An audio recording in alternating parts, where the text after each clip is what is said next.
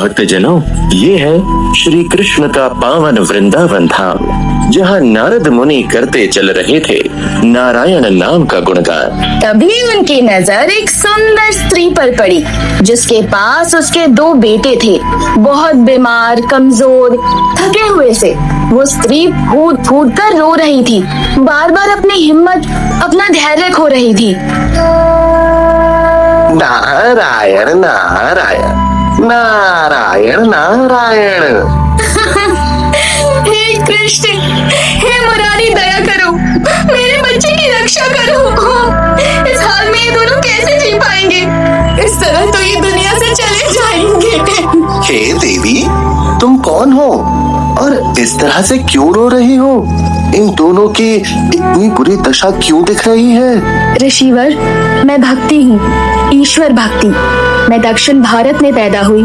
कर्नाटक प्रदेश में मेरा विकास हुआ। महाराष्ट्र में भी मुझे सम्मान मिला, लेकिन गुजरात तक आते आते मैं बूढ़ी हो गई थी। श्री कृष्ण की कृपा से जब से वृंदावन आई हूँ, मेरा रूप, सौंदर्य, यौवन वापस आ गया, क्योंकि यहाँ भक्ति की बड़ी महिमा है। यहाँ आकर मेरे में तो नई ऊर्जा का संचार हो गया। लेकिन ये मेरे दोनों बेटे, ज्ञान और वैराग्य, इनकी हालत दिन ब दिन बिगड़ती चली जा रही है। हे मेरे विधाता, समय की ये कैसी चाल है? कभी ये योगियों तपस्वियों के चहेते और अब इनका हाल बेहाल है। भक्ति देवी, मैं तुम्हारा दुख समझता हूँ। ज्ञान वैराग्य का अच्छा समय द्वापर युग के साथ ही समाप्त हो चुका है। अब कलयुग आ गया है।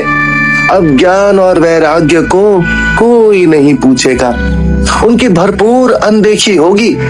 फिर भी भगवान श्री कृष्ण की कृपा से भक्ति में कलयुग में भी महिमा होगी। मगर ऐसा क्यों है ऋषिवर? पुराने युगों में तो लोगों के जीवन का ही आधार ज्ञान और वैराग्य था। अब ऐसा क्या हो गया? क्या लोगों का विवेक नष्ट हो गया है? अब कलयुग आ गया है देवी।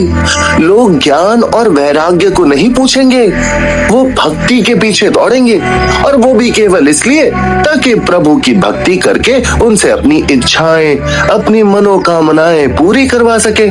क्या करे देवी, कलयुग का मनुष्य ऐसा ही बेकार होगा, जिसकी भक्ति में भी जमकर व्यापार होगा।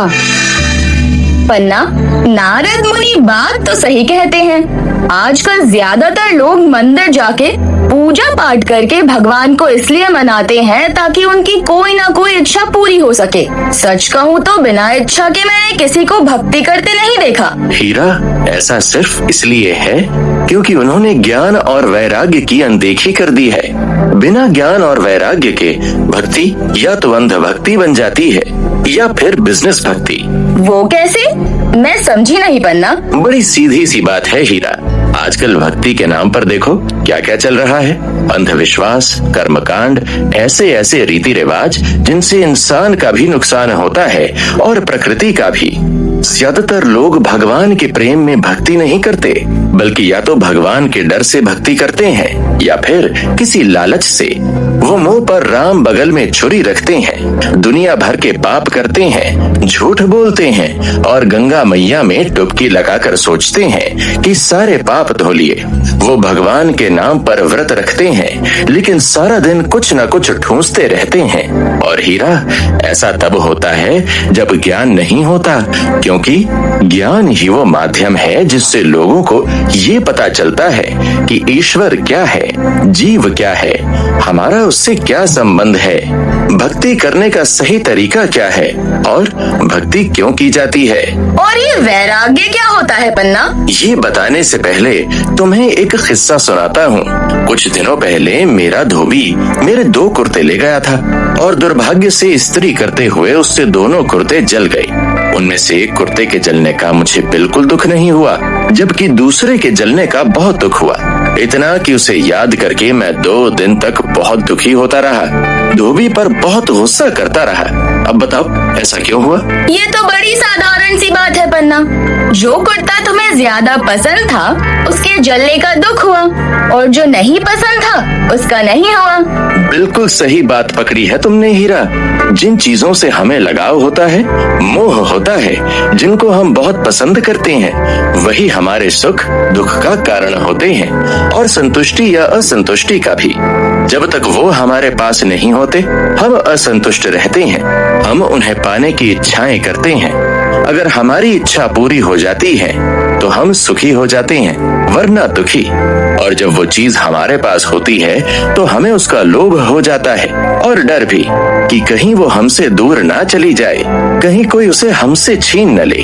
तो इस तरह से हमारे सुख दुख डर असुरक्षा असंतुष्टि संतुष्टि ये सारे भाव बहुत हद तक निर्भर करते हैं हमारे मोह लगाव या पसंद पर, जिसे राग भी कहते हैं। मुझे जिस कुर्ते से मोह था उसका जलना मुझे दुखी कर गया, और जिससे नहीं था उसके होने या ना होने का मुझे कोई फर्क नहीं पड़ा। हमें किसी से भी राग हो सकता है, लोगों से, रिश्ते नातों से, वस्तुओं से, अपने शरीर से, किसी शौक से, किसी जगह से, पद प्रतिष्ठा पैसे से, किसी से भी। पन्ना, मैंने तुमसे वैराग्य के बारे में पूछा था और तुमने मुझे राग के बारे में बता दिया। जैसे उजाले को समझने से पहले अंधेरे को समझना जरूरी है, ऐसे ही वैराग्य को समझने से पहले राग को समझना जरूरी है, क्योंकि वैराग्य का अर्थ है राग न होना या राग का विलीन हो जाना। अब ज्ञान और भक्ति के रास्ते पर चलकर हमारा चीजों से, लोगों से या किसी से भी हर तरह का मोह चिपकाव यानी राग छूट जाता है, तो वो अवस्था वैराग्य की होती है। अब इसका एक उदाहरण रामायण से समझो। कैकई को अपने पुत्र से और पुत्र के राजा बनने की चाहत से राग था, इसलिए उसने कितने गलत कर्म किए और आगे चलकर दुख भी झेले। राजा दशरथ को श्री राम भगवान से राग था और इतना ज्यादा था कि उनके वन जाने पर राजा दशरथ दुख से तड़प तड़प कर मर गए। वहीं दूसरी तरफ श्री राम को अपने गुरु वशिष्ठ से मिले ज्ञान के कारण वैराग्य प्राप्त था। उन्हें कोई फर्क नहीं पड़ा कि वो महल में रह रहे हैं या जंगलों में, उनके लिए दोनों जगह समान थी। भारत ने भी कितने आराम से राजगद्दी और राजमहलों के सुख छोड़ दिए और तपस्वियों सा जीवन जिया, क्योंकि उन्हें भी किसी तरह की सांसारिक वस्तुओं सुख सुविधाओं का राग नहीं था। अगर हम बैठकर सोचें कि हमें किन किन चीजों से राग है और फिर हम उस राग की भावना को खुद से दूर कर दें, तो हमें वैराग्य प्राप्त हो जाएगा। मगर पन्ना, ये तो बड़ा कठिन काम है, वो भी आजकल के लोगों के लिए। आजकल तो लोग थोड़ी देर के लिए अपने फोन से दूर भी नहीं रह पाते, वो कैसे वैराग्य धारण करेंगे? यही तो कह रहे थे नारद मुनि कि कलयुग में ज्ञान और वैराग्य की अनदेखी होगी। उन्हें कोई नहीं पूछेगा। लोगों का सांसारिक सुख सुविधाओं जैसे गैजेट्स, गाड़ी, बंगला, पावर, पोजीशन, सब में मोह बढ़ता जा रहा है। वो ज्यादा से ज्यादा स्वार्थी हो रहे हैं, इसलिए आज वैराग्य की बात करना भी मुश्किल है। इसलिए तो हमारे साधु संत कहते हैं, और कुछ नहीं तो कम से कम हरि नाम कीर्तन ही कर लो। कलयुग के आते ही ज्ञान और वैराग्य की हालत बुरी हो चुकी थी, मगर फिर भी एक तरीका था जो भक्ति के साथ साथ ज्ञान और वैराग्य को भी नया जीवन दे सकता था। और नारद मुनि ने भक्ति देवी को उसी के बारे में बताया, उन्हें आशाओं का एक नया रास्ता दिखाया। क्या रास्ता था वो? सभी साधु सन्यासी और ऋषि तपस्वियों से सलाह करने के बाद नारद जी ने भक्ति देवी से कहा, भक्ति देवी, भगवान श्री नारायण की कृपा से कलयुग में भी ऐसा उपाय है जिससे आपके दोनों पुत्रों ज्ञान और वैराग्य को दोबारा नया जीवन मिल सकता है, और इनको पाकर कलयुगी मनुष्य भी बदल सकता है। कौन सा उपाय है वो देव ऋषि? वो उपाय है कि इन दोनों को श्रीमद् भागवत पुराण की कथा सुनाई जाए। वो कथा सारे वेद, उपनिषदों और ज्ञान ग्रंथों का सार है। जो उस पावन कथा को सुन लेता है, उसके अंदर सोए पड़े हुए ज्ञान, वैराग्य, भक्ति तीनों जाग जाते हैं, उसका कल्याण हो जाता है। और फिर नारद जी ने सनकादि ऋषियों की सलाह पर हरिद्वार के पास गंगा के किनारे 12 स्कंध और 18,000 श्लोकों वाले श्रीमद् भागवत की कथा सुनाने का आयोजन किया। ये कथा 1 सप्ताह तक चली, जिसे सुनकर भक्ति और उसके दोनों बेटों ज्ञान और वैराग्य को नया जीवन मिल गया। दरअसल हीरा, उस समय के ऋषि मुनियों को कलयुग के मनुष्य की बड़ी चिंता थी।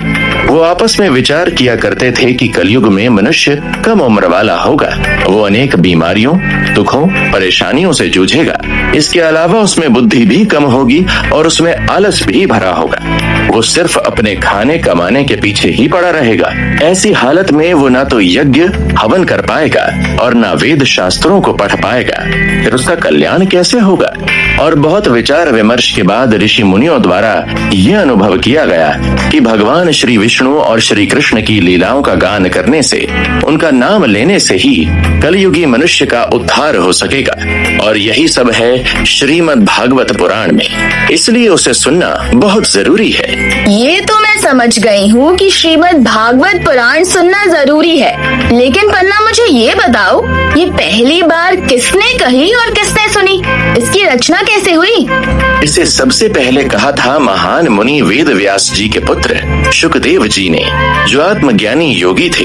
और इसे सुना था राजा परीक्षित ने, जो अभिमन्यु के पुत्र और अर्जुन के पोते थे, पांडवों के इकलौते वंशज, जो महाभारत के युद्ध के बाद जीवित बचे थे। उन्हें एक ऋषि का श्राप मिला था, जिससे मृत्यु उनके सामने खड़ी थी और वो मृत्यु के आने से पहले ज्ञान और वैराग्य पाकर जीते जी मोक्ष पाना चाहते थे।